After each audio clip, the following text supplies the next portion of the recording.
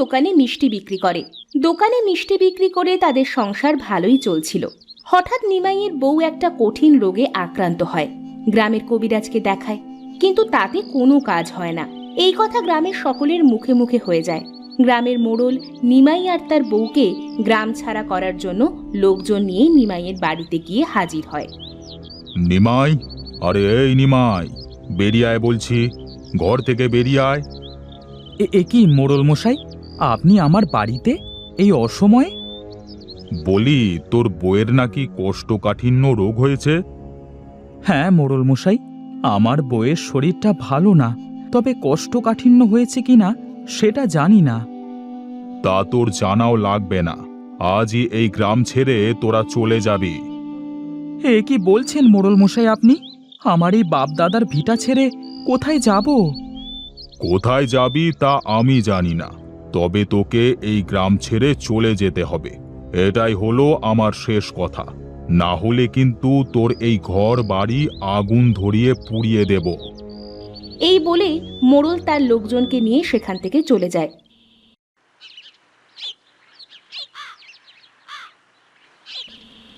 নিমাই ঘরের মধ্যে গিয়ে বউকে বলে, গো চলো, আমাদের এই গ্রাম ছেড়ে চলে যেতে হবে। কেন গো, আমাদের এই গ্রাম ছেড়ে চলে যেতে হবে? তোমার যে রোগ হয়েছে তাতে গ্রামের সকলে ভয় পাচ্ছে, তোমার রোগ না আবার সকলের হয়ে যায়। এই জন্য গ্রামের মোড়ল এখন বাড়িতে এসে আমাদের বাড়ি ছেড়ে চলে যাওয়ার জন্য হুমকি দিল। তাহলে আর কি করার, চলো এই গ্রাম ছেড়ে কোথাও চলে যাই।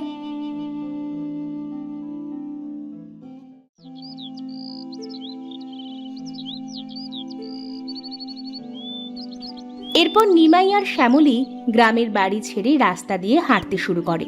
তারা হাঁটতে হাঁটতে এক গ্রাম ছেড়ে অন্য গ্রামে চলে যায়। আর যে পারছি না গো। আচ্ছা, এই গাছের নিচে বসো, একটু জিরিয়ে নি। হ্যাঁ, তাই করো। হাঁটতে হাঁটতে অনেক ক্লান্ত হয়ে গেছি। নিমাই আর শ্যামলী গাছের নিচে বসে বিশ্রাম নিতে থাকে। এমন সময় সেই পথ দিয়ে একটা বুড়ি জল নিয়ে যাচ্ছিল।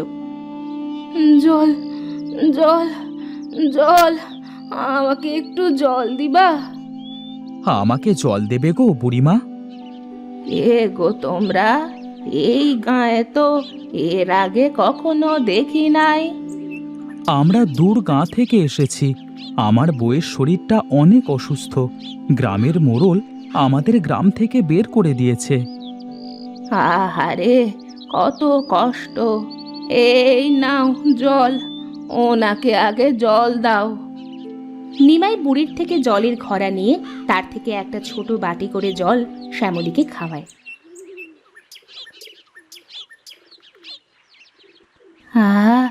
জানে একটু শান্তি পেলাম। তোমরা এখন কোথায় যাবা গো? আমাদের যাওয়ার কোনো জায়গা নেই বুড়িমা, দেখি কোথাও যদি কোনো ঠাঁই হয়। এই অসুস্থ বউকে নিয়ে কোথায় আবার যাবে? চলো, আজ থেকে তোমরা আমার বাড়িতেই থাকবে।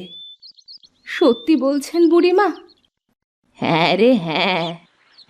বুড়ি তখন নিমাই আর শ্যামলীকে নিয়ে তার বাড়িতে যায়। এই হলো আমার ছোট কুঁড়ে ঘর, এখানে আজ থেকে তোরা থাকবি আমার ছেলে মেয়ে হয়ে। আর হ্যাঁ, একটা কথা, তুই আজ থেকে আমার জমিতে চাষ করে ফসল ফলাবি। ঠিক আছে বুড়িমা। মা, তুমি ঘরে যাও মা, আর তুই আমার সাথে চল, তোকে আমি আমার জমিটা দেখিয়ে নিয়ে আসি। হ্যাঁ গো, যাও। নিমাই বুড়ির সাথে মাঠে যায়।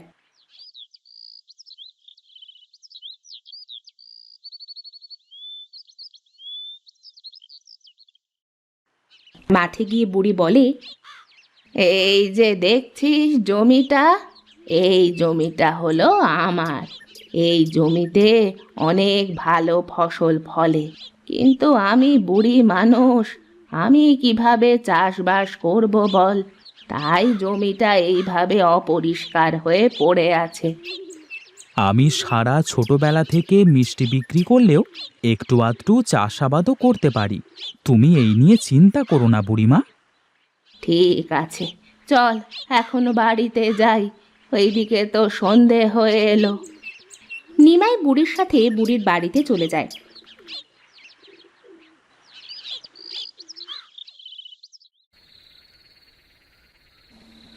রাতে নিমাই আর শ্যামলী ঘরে বসে কথা বলছিল। যাক, একটা মাথা গোজার জন্য জায়গা তো পেলাম। হ্যাঁ গো, তুমি ঠিক বলেছ। বুড়িমা অনেক ভালো মানুষ, কি বলো? হ্যাঁ গো, কাল থেকে বুড়িমায়ের জমিটা মন দিয়ে চাষ করতে হবে। তা জমিতে কি চাষ করবে কিছু ভেবেছো? না তো, তা এখন ভেবে দেখি নাই। আগে জমিটা পরিষ্কার করে নি, তারপর ভেবে দেখব কি বীজ রোপণ করা যায়। আচ্ছা, এখন ঘুমাও। নিমাই আর শ্যামলী ঘুমিয়ে পড়ে।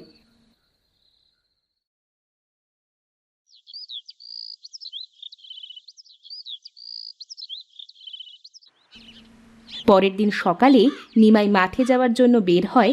তখন বুড়ি বলে, নিমাই বাবা, দাঁড়া দাঁড়া, এই নে, এই বীজগুলো জমি পরিষ্কার করার পর রোপণ করিস, অনেক ভালো ফসল হবে দেখবি।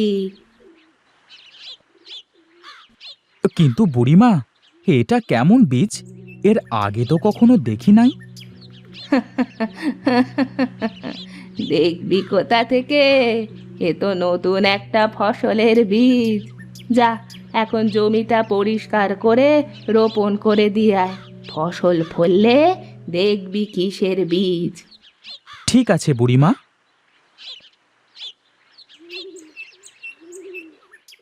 নিমাই একটা কোদাল আর বীজগুলো নিয়ে মাঠে যায় আর জমিটা পরিষ্কার করতে থাকে।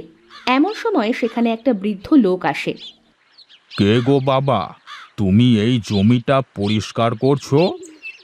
আমি নিমাই কাকা, দূর গাঁ থেকে এসেছি। ও, বুঝেছি বুঝেছি। তা বুড়ির জমিটা পরিষ্কার করছো কেন? বুড়িমা তো আমাকে এই জমিটা পরিষ্কার করে চাষ করতে বলেছে। ও আচ্ছা আচ্ছা, তাহলে বুড়ি এবার তোমাকে ধরেছে? আমাকে ধরেছে মানে? কি বলতে চাইছেন কাকা? ও কিছু না বাবা, তুমি তাহলে পরিষ্কার করো। তা বাবা, আগে তুমি কি করতে? আমি আগে বাজারে মিষ্টি বিক্রি করতাম। বৃদ্ধ কোনো কথা না বলে সেখান থেকে চলে যায়। ভারী অদ্ভুত লোক তো, আসলো আবার চলেও গেল। যাজ্ঞা, আমার কাজ আমি করি। নিমাই পুরো জমিটা ভালো করে পরিষ্কার করে, তারপর বুড়ির দেওয়া বীজগুলো জমিতে লাগিয়ে দেয়। যাক, জমিতে বীজগুলো লাগানো হলো, এখন জল দিতে হবে। এমন সময় আকাশের দিকে তাকিয়ে দেখে মেঘ জমেছে আর বিদ্যুৎ চমকাচ্ছে। আহা, মেঘ হয়েছে, আমাকে আর কষ্ট করে জল টেনে দিতে হবে না। এখনই মনে হয় বৃষ্টি শুরু হবে। যাই, আমি বাড়িতে যাই। এই বলে নিমাই কোদাল নিয়ে বাড়িতে চলে আসে আর এসে দেখে শ্যামলী ঘরের বারান্দায় রান্না করছে। ওগো, তুমি রান্না করছো? হ্যাঁ গো, দেখো আমি সুস্থ হয়ে গেছি। কি বলো কি, তুমি সুস্থ হয়ে গেছো? হ্যাঁ গো, বুড়িমা একটা ওষুধ দিল আর সেটা খাওয়ার পর আমি সুস্থ হয়ে গেছি। এমন সময় হঠাৎ বৃষ্টি শুরু হয়। আহা, মাঠে বীজ লাগিয়ে আস্তে আস্তে বৃষ্টি শুরু হয়ে গেল। যাক, অনেক ভালো হলো। নিমাই বাবা, জমিতে সব বীজ রোপণ করেছিস তো? হ্যাঁ বুড়িমা, আমি সব বীজগুলো লাগিয়ে রেখে এসেছি। মা শ্যামলী, তোর বরকে নিয়ে গিয়ে ভাত খেতে দে। বুড়ির কথায় শ্যামলী ভাতের হাঁড়িটা নিয়ে ঘরের মধ্যে যায়।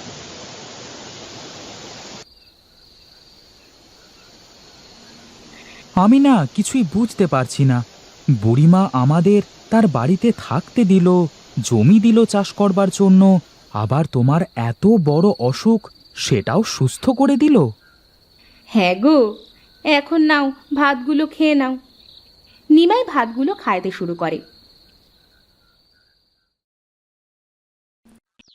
পরের দিন সকালে নিমাই জমিতে গিয়ে দেখে জমিতে অনেক গাছ হয়েছে, কিন্তু প্রতিটা গাছে ফলের বদলে সাদা রঙের নানা রকমের মিষ্ট ধরে আছে।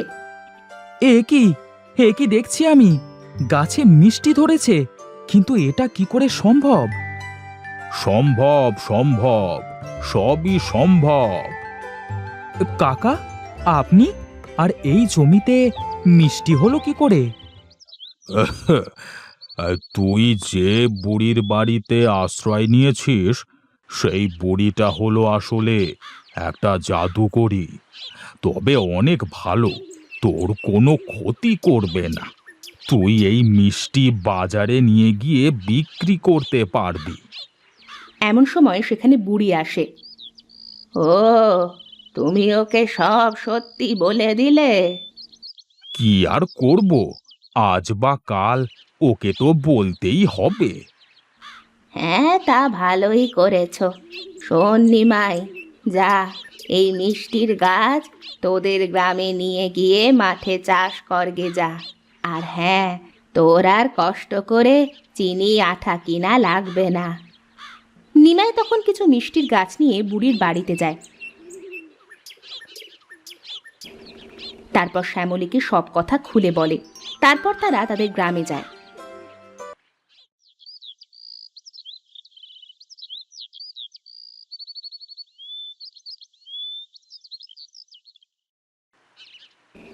কতদিন পর আমাদের নিজ বাড়ি দেখতে পাইলাম বলো? হ্যাঁ গো হ্যাঁ, নিজের বাড়ির শান্তি আলাদা। আচ্ছা বউ, তুমি ঘরে যাও, আমি মাঠে এই গাছগুলো লাগিয়ে আসি।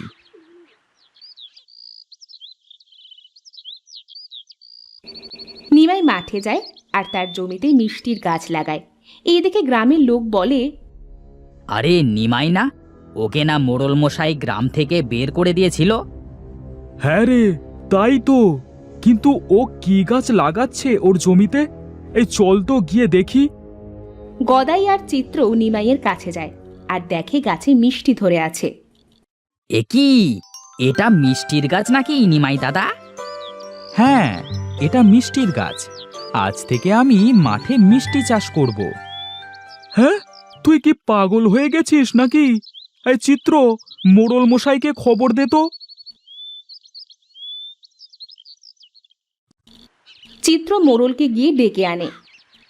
এ কি করছিস তুই নিমাই? আর তোকে তো আমি গ্রামে ঢুকতে নিষেধ করেছিলাম। ভয় নাই মোড়ল মশাই, এই যে মিষ্টির গাছ দেখছেন, এই মিষ্টি যে যে খাবে তার কঠিন রোগ ভালো হয়ে যাবে। সত্যি বলছিস তুই? তাহলে আমাকে একটা দে তো, আমি খেয়ে দেখি আমার ঠান্ডাটা ঠিক হয় নাকি। নিমাই একটা মিষ্টি গাছ থেকে ছিঁড়ে মোড়লকে দেয় আর মোড়ল সেটা খাওয়ার সাথে সাথে মোড়লের ঠান্ডা ভালো হয়ে যায়। আরে, নিমাই তো সত্যি কথা বলছে। এটা তো মিষ্টি নয়, এটা কঠিন রোগের ঔষধ। শোন নিমাই, আজ থেকে তুই এই গ্রামে থাকবি আর এই গ্রামের সকলকে তুই সাহায্য করবি, কেমন? এরপর থেকে নিমাই মাঠে মিষ্টি চাষ করে গ্রামের সকল অসহায় মানুষকে সাহায্য করতে শুরু করে। আর গ্রামের মানুষ নিমাইয়ের বউকে দেখে ছিছি করতো না। নিমাই আর শ্যামলী সুখে শান্তিতে বসবাস করতে শুরু করে।